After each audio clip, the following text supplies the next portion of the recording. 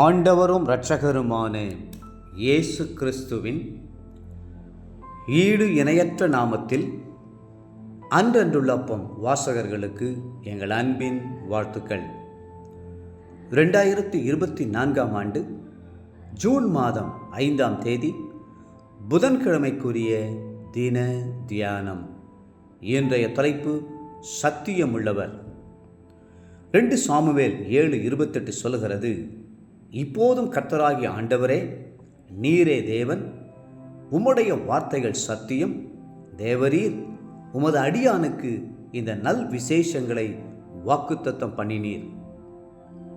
கர்த்தருடைய நாமத்தை அறிகிற அறிவிலே ஒரு பகுதி அவர் சத்தியமானவர் என்பதை அறிந்து கொள்வதாகும். அவர் முற்றிலும் உண்மை உள்ளவர். பொய் சொல்ல தேவன் ஒரு மனிதன் அல்ல, மனம் மாற அவர் ஒரு மனுபுத்திரனும் அல்ல.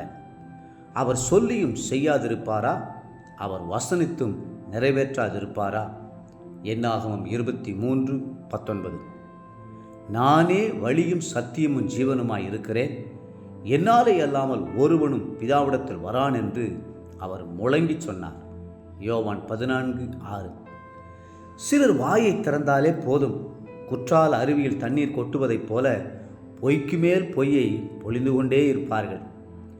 எனவேதான் நீதிமன்றங்களில் ஒருவரை வேதத்தின் மேல் சத்தியம் பண்ண வைத்த பிறகு அவருடைய வாக்குமூலத்தை கேட்கிறார்கள். சத்தியம் பண்ணிய பிறகும் கூட பலரும் பொய்யையே பேசுகிறார்கள். சாத்தான் பொய்யனும் பொய்க்கு பிதாவுமாய் இருக்கிறான் என்று வேதம் கூறுகிறது. யோவான் 8:44. அவன் பொய்யன் மட்டுமல்ல, திருடவும் கொல்லவும் அழிக்கவும் வருகிறான். இயேசு சொன்னார், திருடன் திருடவும் கொல்லவும் அழிக்கவும் வருகிறானே என்று வேறொன்றுக்கும் வரான். நானோ அவைகளுக்கு ஜீவன் உண்டாயிருக்கவும் அது பரிபூர்ணப்படவும் வந்தேன். யோவான் 10:10. அநேகர் கிறிஸ்து காண்பித்த சத்திய பாதைக்குள் வராமல் பலவிதமான அடிமைத்தனத்திற்குள் இருக்கிறார்கள்.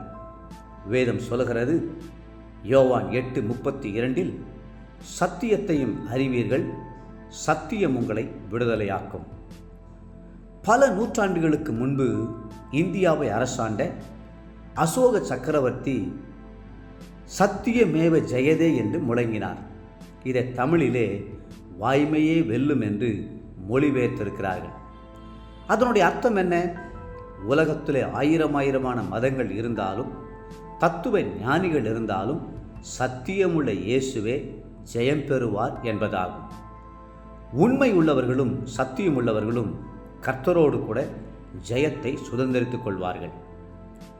கர்த்தர் உங்களுக்கு ஒரு வாக்குத்தத்தம் கொடுத்திருப்பாரானால் அதை உறுதியாய் பிடித்து கொண்டு ஊக்கமாய் செபியுங்கள்.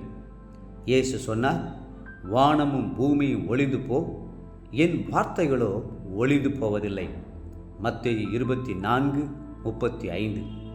தான் சொன்னதை நிறைவேற்ற கர்த்தர் வல்லமையும் சத்தியம் உள்ளவர். தாவீது சொன்னார், 36ஆம் சங்கீதம் 5ஆம் வசனத்தில், கர்த்தாவே, உமது கிருபை வானங்களில் விளங்குகிறது, உமது சத்தியம் மேக மண்டலங்கள் பரியந்தம் எட்டுகிறது. 85ஆம் சங்கீதம் 11ஆம் வசனம் சொல்லுகிறது, சத்தியம் பூமியிலிருந்து முளைக்கும், நீதி வானத்திலிருந்து தாழ பார்க்கும். இயேசு உங்கள் துக்கங்களை சுமந்திருக்கிறார். ஏசாயா 53:4. உங்களுடைய பலவீனங்களையும் நோய்களையும் சுமந்திருக்கிறார். மத்தேயு 8:17. உங்களுடைய பாவங்களையும் அக்கிரமங்களையும் சுமந்திருக்கிறார். ஏசாயா 53:11-12. தேவப்பிள்ளைகளே, சத்தியமுள்ள நமது தேவனுடைய வார்த்தைகளை நீங்கள் விசுவாசிப்பீர்களானால் உங்கள் துக்கங்கள் நீங்கி சந்தோஷமடைவீர்கள். இன்றைய நினைவிற்கு யோவான் 17:17. உம்முடைய சத்தியத்தினாலே அவர்களை பரிசுத்தமாக்கும், உம்முடைய வசனமே சத்தியம். இன்றைய வேத வாசிப்பு காலை 2 நாளாகமம் 23 மற்றும் 24ஆம் அதிகாரங்கள், மாலை யோவான் 15ஆம் அதிகாரம். அன்புக்குரிய அன்றனுள்ளப்பம் வாசகர்களே, மீண்டும் உங்களை வாழ்த்துகிறோம். சத்தியம் உள்ளவர் சகல சத்தியத்திற்குள்ளும் உங்களை வழிநடத்துவார்.